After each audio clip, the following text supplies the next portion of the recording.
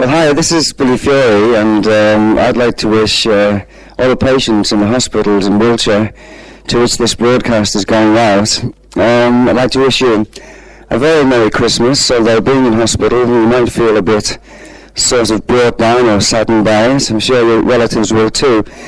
But Brian myself has spent a lot of Christmases in hospitals, especially as a youngster. And I was always lucky with the great treatment I got from the nurses to be out pretty soon on my feet again. And I hope that all the patients there will soon be feeling much better and being able to go home with their friends and their relations. Once again, though, a very, very Merry Christmas, a great, great New Year, and in the future, lots and lots of good health. This is Billy Fury signing off. God bless. Bye. Billy, can we start by going back 10 years or so and then suddenly coming back up to date? 10 years ago, you were one of the biggest things around. Every record you brought out was right up there on the top of the charts. You were picking up silver discs like nobody's business. Now here we are, 75. It's a totally different scene. How do you feel about it? Do you miss those days? Well, I've changed a lot, Rick, as you probably imagined, and from sort of doing very strenuous one-nighter concerts, I eventually settled down. I had to, in a way. I had to change my career to keep carrying on in a different direction altogether, and that was doing cabaret, which were nightclubs, etc., and something like which we're doing this week, which is a cabaret in a hotel, which you stay for one whole week, and you work every night of that week, and then you carry on to somewhere else, and you play a week rather than doing a one-nighter, say, down in Salisbury, and then a one-nighter right up in Liverpool, then going down to Birmingham the next night, and so on, until you became really, really exhausted. I think these days, I suppose I've changed in my appearance, hairstyle, etc., but I still sing the old songs, the old records and the old ballads, and also throw in a few rock and roll songs to try and spice it up. I'm very fortunate in having a really great band with me called Star. I think one of the finest little bands in the country at the moment. And I'm really working to the people I used to work to those 10 and even more years ago. Yeah. Do you miss those days that when your name was always in lights? Now it's still there at the top, but it's not in lights. Well, in those days, it was really very awkward in whenever you wanted to go out or go somewhere for a meal or go to a club or a dance or something. It was very difficult because whatever you went there to do, you never got the chance to do it because the people were always coming up. You were being recognized, in fact. I guess that's one of the drawbacks, especially for really quiet people and shy people, is having strangers coming over and saying, can you do this, sign this, etc., and what about this? And you found that you kind of leave your meal. It would get cold while you were talking to people. And after a while you become, well, I did anyway, I became very paranoid and didn't go out very much. In fact, the only times I really used to go out was really late at night, after midnight, and I'd go for a drive in the car or something like that. I always used to like driving. But these days, it's taken me about 2 or 3 years to get back to the guy I used to be, where I'd go out and I could go to nature reserves, I could go to zoos, I could have meals, I could go boating. In fact, I can do anything that anyone else can do, and I really, really do enjoy it these days, especially with having sort of two kind of lives running at the same time, and one is to be able to go out and mix with people and occasionally be recognized, but the paranoia is gone because I can just move about like anybody else, which I enjoy very much. And the other life is going to work when, fortunately, touch wood, which is my old head, we've been very lucky and successful, and I'm finding life much more easier, not so hectic as the old days. And I guess I prefer it the way it is today. Being basically lazy, is it? No, not lazy, but I was ill in 1970. In fact, I underwent major heart surgery, and so I had to cut down on work quite a bit. So I do kind of work 2 weeks on, and then I take a week off, and then I do 2 weeks on, and then a week off, etc. And that's the way I go along. Is it more rewarding nowadays, working? Oh, indeed. In the old days, you used to be singing away on stage, and all the girls were screaming, and all the guys wanted to kill you. And no one could hear what you were singing anyway, and you were sort of standing there mouthing like a goldfish, although you're really singing your lungs out. But today, it's nice and quiet, and you sing a song, and everyone listens. And if they like it, you get a really nice applause afterwards, and it's very, very satisfying. Plus the fact that you can also choose your material now, which presumably you couldn't do in those days. Well, Rick, I really basically do the same kind of songs, which would be Halfway to Paradise, It's Only Make Believe, I'd Never Find Another You, Like I've Never Been Gone, Last Night Was Made for Love, all those kind of songs, you know, the ballads, Jealousy, that old Frankie Lane classic. Not old Bill of Fury classic. Well, you know, I took it from Frankie Lane. I used to really like Frankie Lane when I was a youngster, and I was pleased to do the song Jealousy, and when it was a hit, I was really, really pleased about it, because I really dug Frankie Lane, and I liked the song particularly. That's the old tango one. Yeah. And then we throw some rock and roll in, which I do enjoy. I've always enjoyed rock and roll music. It was the first music which came along and gave teenagers a brand new identity, and that was the kind of the Teddy Boy days, which was nice because I guess we were the first rebels for some time, and the music has always been foot stomping, hand clapping, or whatever, nice sway music. And we throw different rock and roll numbers in it every now and again. We change it. We do things like Sweet Little 16, Johnny Be Good, That's All Right Mama, a few Ray Charles things, and My Babe, that old Ricky Nelson song. I particularly like that one. Yeah. Changing from music, incidentally, of all those songs which you've mentioned, your old hits, Yes. strung off about a dozen, which is your particular favourite? Goodness me. I think I like the chords of Last Night Was Made for Love. And there's another one which I like the chords of. It had a kind of an orchestral backing, kind of classical, and it was called When Will You Say I Love You. But I'm also at the moment doing a nice song which was written, in fact, by a girl called Carole King, called Will You Still Love Me Tomorrow, recorded by the old band called the Shirelles. I'm doing that one at the moment. That's the latest one for me to slot into the act, and probably therefore the reason why I enjoy it most at the moment. I see, but what about the big hits like Halfway to Paradise? Yeah, I like doing Halfway to Paradise, of course I do. Sometimes it gets a bit mechanical, so we changed the arrangement slightly this week, and we've added some strings. They're not actually strings. It's played on a keyboard, but you can get different sounds. You can get trumpets, saxophones, and even drums if you want to. But on Halfway to Paradise, at the moment, we have a string effect on them, which makes the whole thing seem to come alive that much more.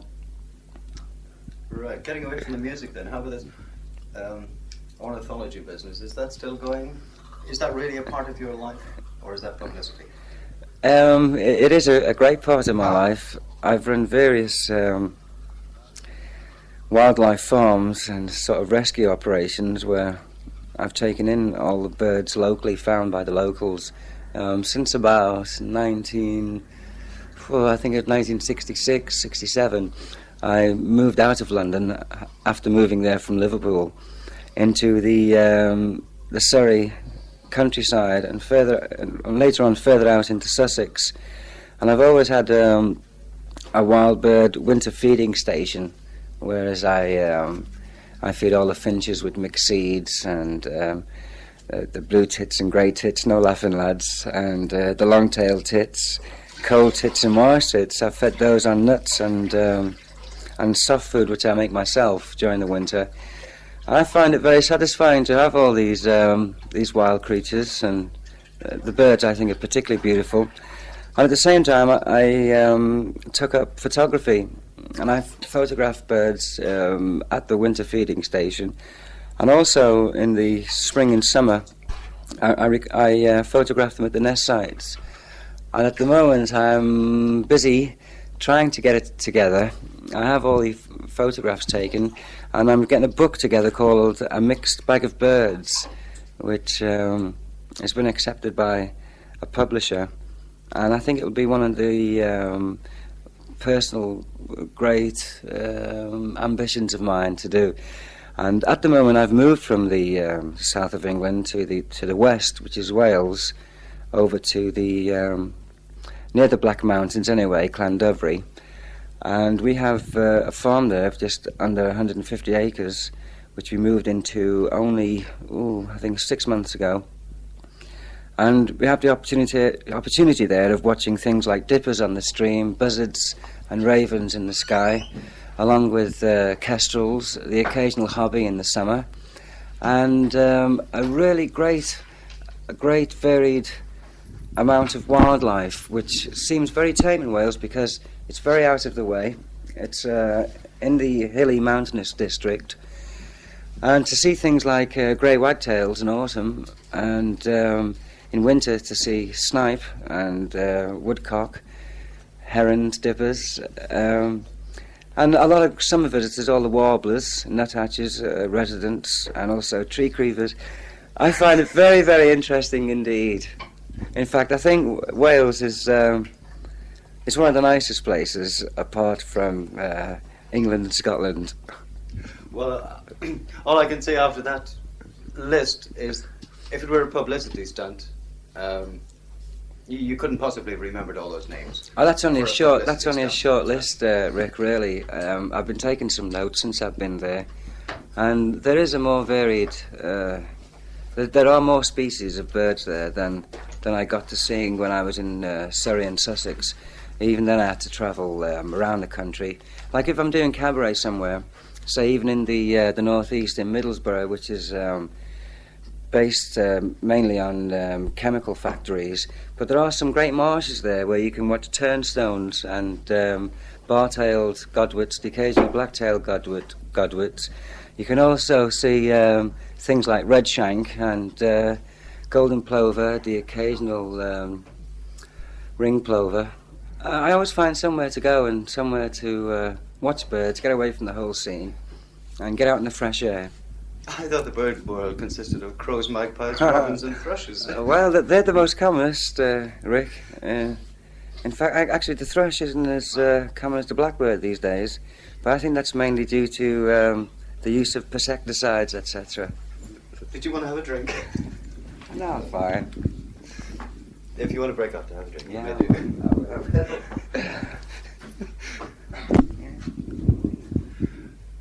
Right then, you've already given me permission to mention Anselmo.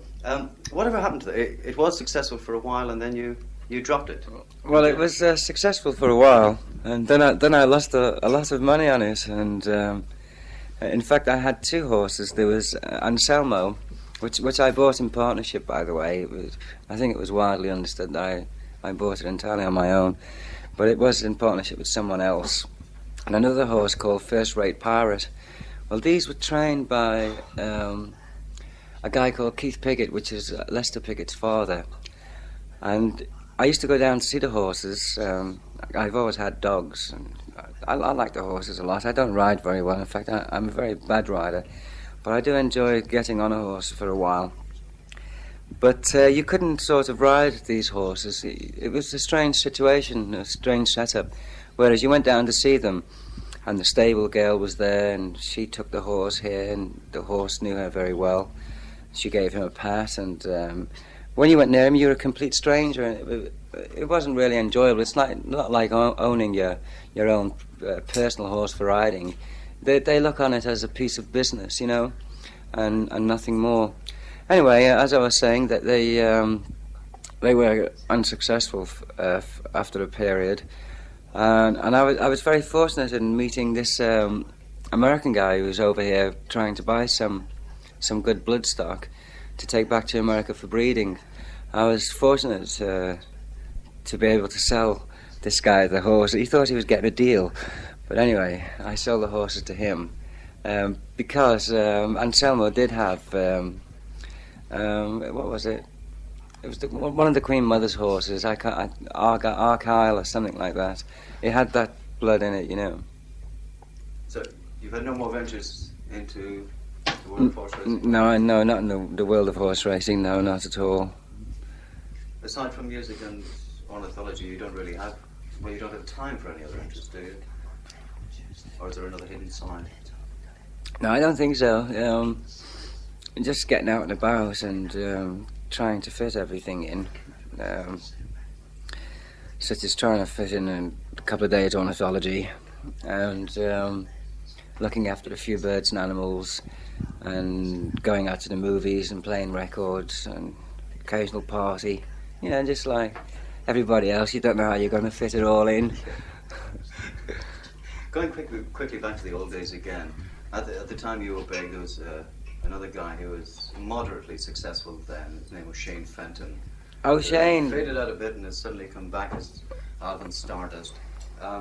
Forgetting about the amount of work that you have to put into having hit records, would you like to become another Alvin Stardust? Yes. It's a very difficult question for you to give me, because I know Shane very well, and I think to begin with, he was very keen on having a hit record, like I think everybody is. Myself, I'm not recording at all at the moment because I don't seem to be able to find the right kind of material. I'm slightly out of touch with today's fast-moving new sounds. I therefore find it difficult to find the song which is up the right alley, to speak. Shane was lucky to be offered the new name and also the new songs, which are basically rock and roll once again, as I come to think of it. But I think Shane took a bit of strain himself. He became very big indeed, and he did a lot of the promotional publicity blurb, as they call it these days, the publicity thing. But I think you'll find that Shane is now sort of saying, okay, I'm Alvin Stardust, but this is the way I want to smile now and again. I don't want to put on a moody all the time. I don't want to wear black all the time. And he's getting out of that kind of stereotype he was put into. Yeah. It's weird, you know. Some people do get very successful and they just feel that they have to change. I don't know why, but they just do. Maybe they have to when they get to a certain stage. They have to take a different avenue in their career, perhaps, like Tommy Steele did. I think the only really longest and most successful male singer has been Cliff Richard, who's carried on singing and gradually becoming the all-round entertainer sort of thing, and having hit records up to about 18 months ago, I think. And but nice guy all the time. always that there are some nice people in the business, fortunately, and people who give their time to do charity shows, and they do a lot of things which they're not paid for, and people who've got time to spare, even if it's 10 minutes, to say hi and have a drink and go over the old days or whatever, or even just to say hi. Some people don't say hi these days, but I'm glad that Shane's done very well. He was always a nice guy. He was in a movie with me long ago, around about 62.